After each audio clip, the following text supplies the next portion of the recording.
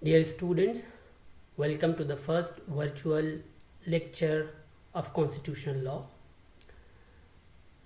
This is my first attempt at any video recording, and therefore I would request you to bear with me in case there are any technical glitches.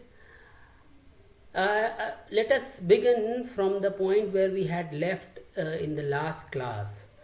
If I remember correctly, in the last class we had discussed Article 13, Clause 3, which defines the meaning of word law.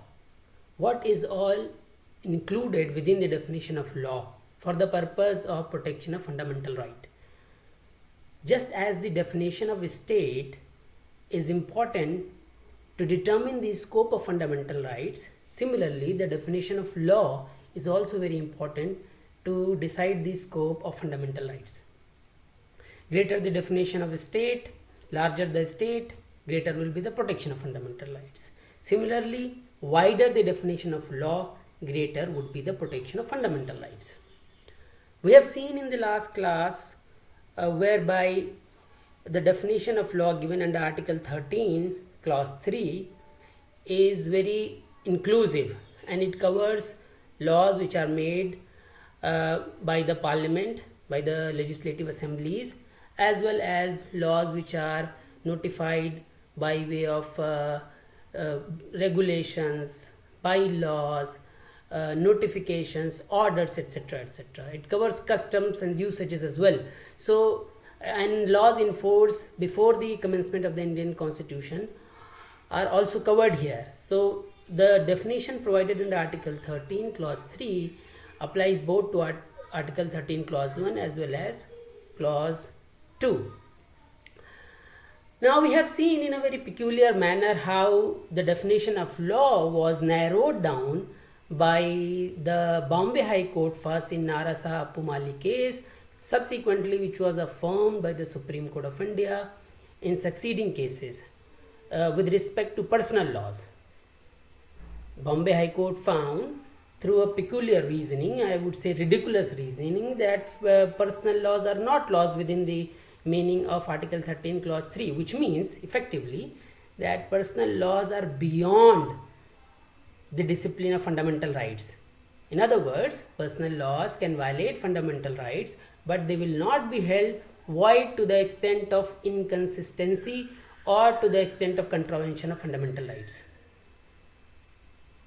We must say that in all pre-constitutional laws, personal laws are the only laws which are still beyond the scrutiny of fundamental right, beyond the discipline of fundamental right.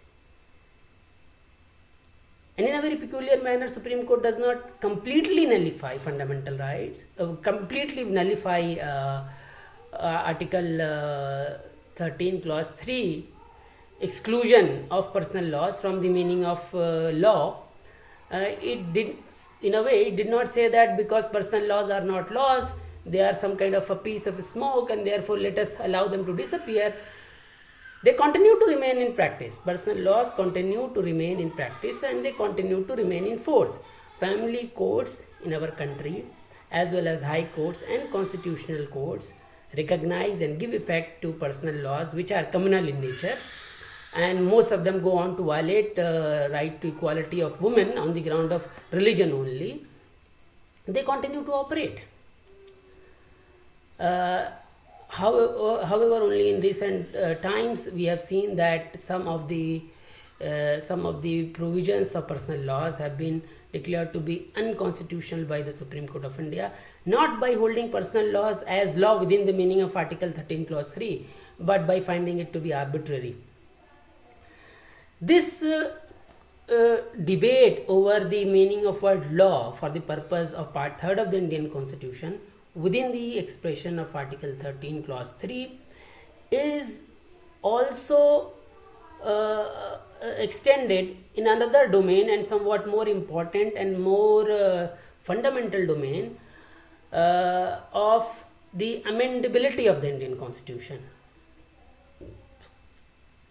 Question therefore here is, when it comes to the amendment of the Indian Constitution, if a law which amends the Indian Constitution, or certain parts of the Constitution are amended by a law, Constitutional Amendment Act is passed which amends certain parts of the Constitution. If they are law, then can we say that that law, if it violates fundamental rights, if it becomes inconsistent with fundamental rights, or if it is in contravention of fundamental rights, then can we say that the Constitutional Amendment Act will become void to the extent of contravention? This question was raised right after the exercise of the amendment of the Indian Constitution under Article 368, when the first amendment was to the Indian Constitution was passed. It was challenged for being violative of fundamental rights, and the question was posed before the Supreme Court of India whether this amendment, it related to the right to property, in a way it diluted certain parts of fundamental right to property.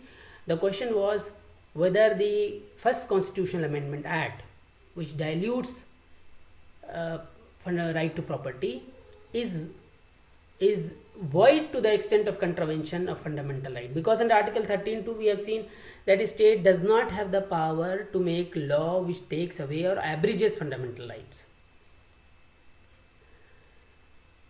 The question was raised in the case called Shankari Prasad versus Union of India, and it was decided in 1951 by the Supreme Court by 5 judges bench, a constitutional bench.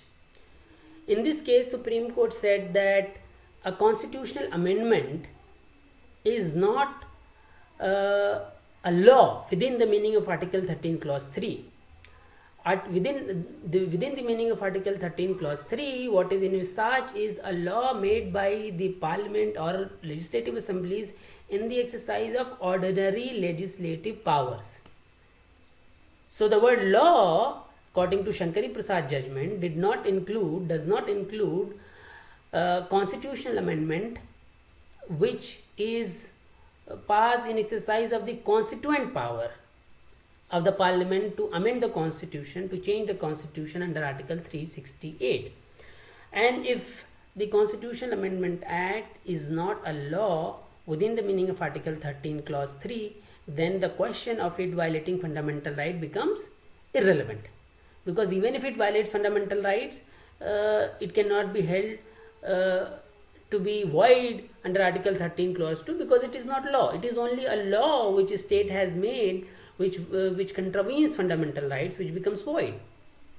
Therefore, in Shankari Prasad versus Union of India, Supreme Court decided that the expression law does not include within its ambit constitutional amendment. Now, in Sajjan Singh versus State of Punjab in 1965, another 5 judges bench was constituted to hear a challenge to the 17th Constitutional Amendment Act. The 17th Constitutional Amendment Act again diluted fundamental right to property to a certain extent, and it was questioned on the same premise that Constitutional Amendment Act should be treated as a law within the meaning of Article 13 Clause 3, and therefore if it contravenes fundamental rights, then it should be held void to the extent of contravention. Supreme Court in this case, in Shankari Prasad versus Union of India, Shankari Prasad versus State of Rajasthan, reiterated the ratio of Shankari Prasad judgment by 3:2 majority. The majority reiterated the ratio of Shankari Prasad, which said that Constitutional Amendment Act cannot be held to be a law within the meaning of Article 13(3). Therefore, the question of it violating fundamental right or becoming void because it contravenes fundamental right does not arise at all. However, the minority opinion in this case, delivered by Justice Hidayatullah and Justice Madhulkar, did not agree with the majority opinion. Justice Hidayatullah held that to leave fundamental rights at the mercy of special majority, as envisaged by Article 368, is to go against the spirit of fundamental rights, and he was of the opinion that Constitutional Amendment Act must be held to be a law within the meaning of Article 13, Clause 3, and therefore, if it contravenes, if it takes away or abridges fundamental rights, then it should be void to the extent of contravention.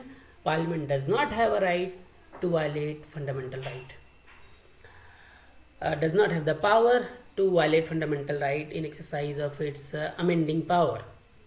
Justice Madholkar, on the other hand,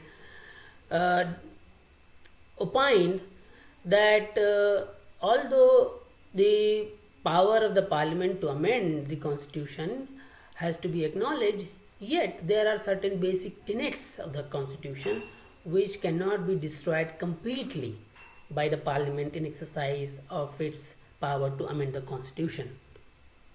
As it turned out, subsequently,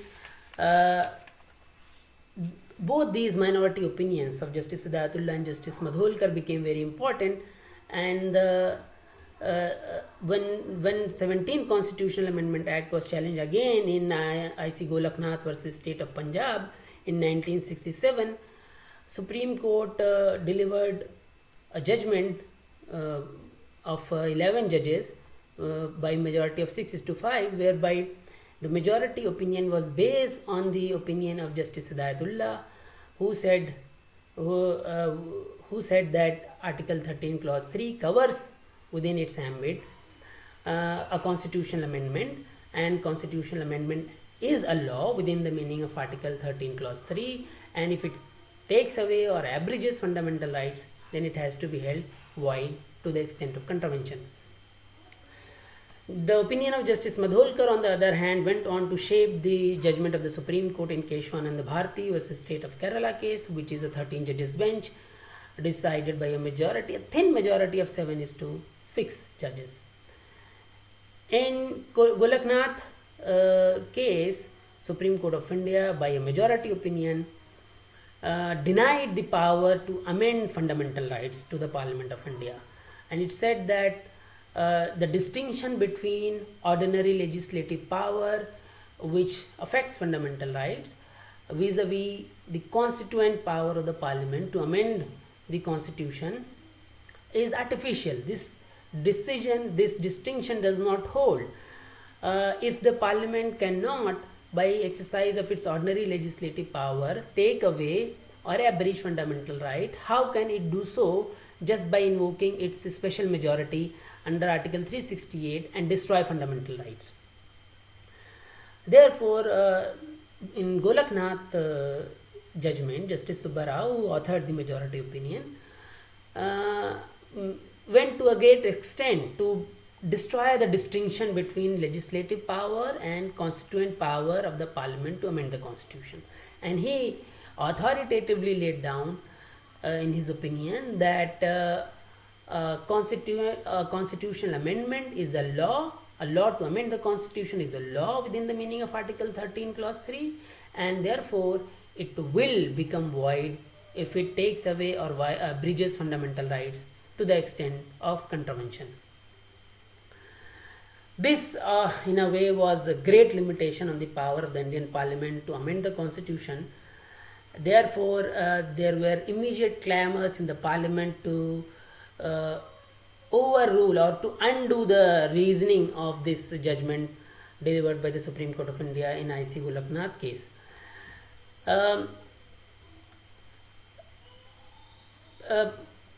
Therefore, when the opportunity presented to the Parliament of India, it enacted what is known as 24th Constitutional Amendment Act, and the 24th Constitutional Amendment Act sought to take away the ground from IC Golaknath versus State of Punjab judgment, which denied the power of the Parliament to amend the Constitution if it affected fundamental rights. And we must understand here that Golaknath judgment only restricted the power of the Parliament to amend the Constitution vis-a-vis fundamental rights. It did not deny the power of the Parliament to amend other parts of the Constitution. It only denied the power of the Parliament to amend fundamental rights or in a way that fundamental rights are destroyed.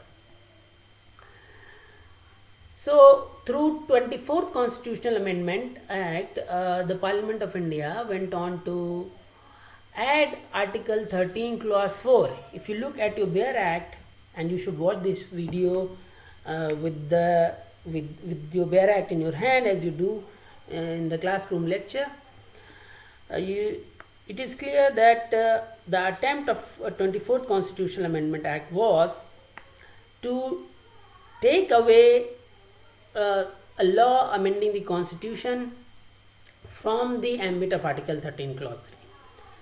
It says, nothing in this article shall apply to any amendment of this constitution made under Article 368, which meant that if an amendment is made under Article 368 to the Constitution of India, then that amendment will not be taken as a law within the meaning of Article 13 Clause 3, and it will not become void even if it takes away or abridges fundamental rights under Article 13(2).